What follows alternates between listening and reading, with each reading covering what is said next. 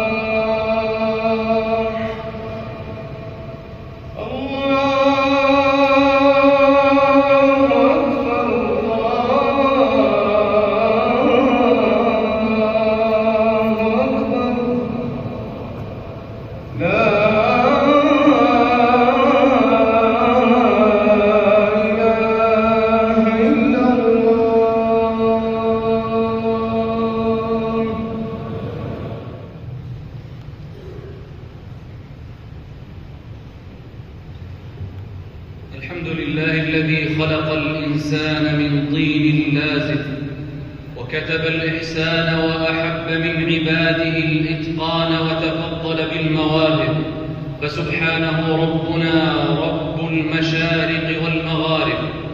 أحمده وأشكره وأشهد أن لا إله إلا الله وحده لا شريك له، له في كل شيء آية تدل على أنه الواحد الأحد.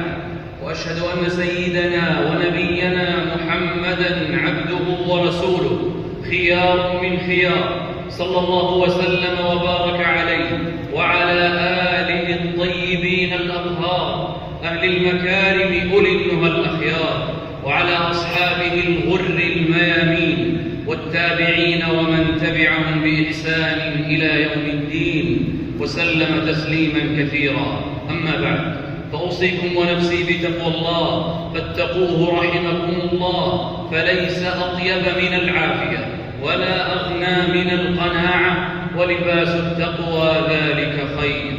ثم اعلموا أنه لا يهتدي عبد إلى صراط الله المستقيم إلا بعلم وإرادة، فالإرادة باب الوصول والعلم مفتاح ذلك، وكمال كل إنسان إنما يتم بهذين النوعين: همة ترقيه وعلم يبصره ويهديه. وتخلف الإنسان عن مواكب الكمل إما من عدم العلم والبصيرة، وإما من ضعف الهمة والعزيمة. وعلو الهمة هو استصغار ما دون النهاية من معالي الأمور، والهمة باعثة على كل فعل.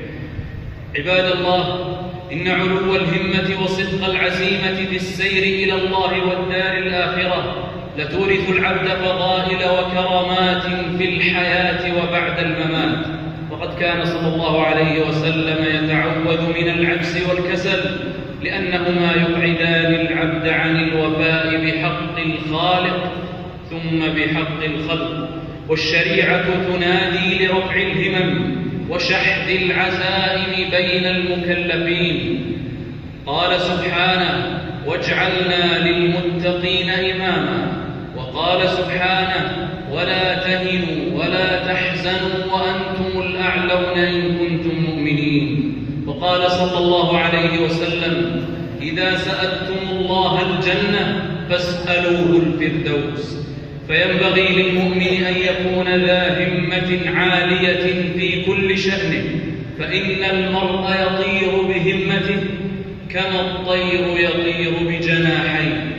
ومتى علت الهمة فلم تقنع النفس بالدون. وقد عرف بالدليل أن الهمة مولودة مع الآدمي، وإنما تقصر الهمم بعض الأوقات، فإذا حثت سارت. واعلم أيها الموفق أن المؤمن في هذه الحياة إنما يسمو بشريف مطلبه، وأن يكون سيره على مراد الله. وما سما من سما من الصالحين والأخيار إلا بهمم وقادة وعزائم نافذة تجافت عنهم مصائد التواني والكسل والدعة والخمول، وأيقظ همم صالح المؤمنين الوعد والوعيد حتى ارتجفت أفئدتهم ووجلت قلوبهم وذرفت عيونهم. آثروا المشقة والتعب في طلب راحة الأبد، فصبروا وصابروا ثم فازوا فوزا عظيما. عباد الله، إذا تحركت الهمم جاء الله جل وعلا بالفتوح من عنده، وهذا نوع من المجاهدة لقوله سبحانه: والذين جاهدوا فينا لنهدينهم سبلنا.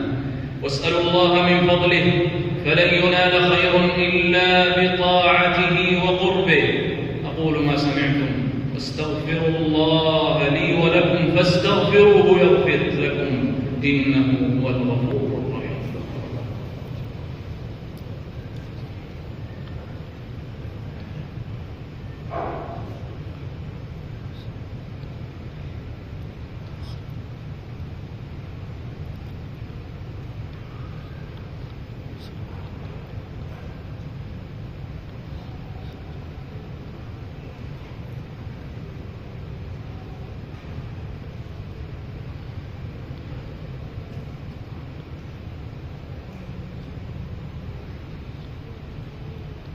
الحمد لله على إحسانه، والصلاة والسلام على نبيه الداعي إلى رضوانه، وأشهد أن لا إله إلا الله وأن محمدًا رسول الله صلى الله عليه وعلى آله وصحبه وسلم. أما بعد، عباد الله، إن علو الهمة ألا تقف النفس دون الله، وألا ترضى بدلاً من رضاه جل في علاه، ولا تبيع حظها من الله بشيء من الحظوظ الفانية.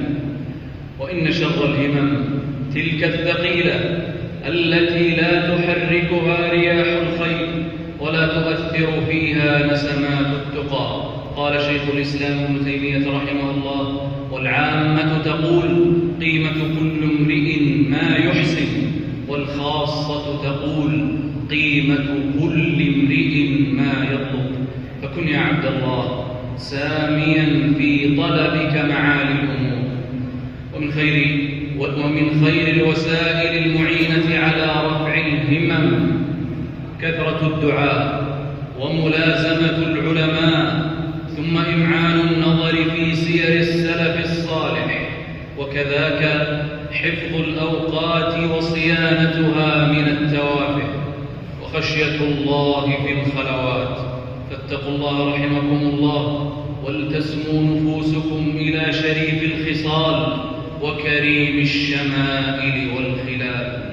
ثم صلوا وسلموا على أزكى البشرية وخير البرية، فقد أمركم الله بذلك، فقال جل من قائل عليما: إن الله وملائكته يصلون على النبي يا أيها الذين آمنوا صلوا عليه وسلموا تسليما.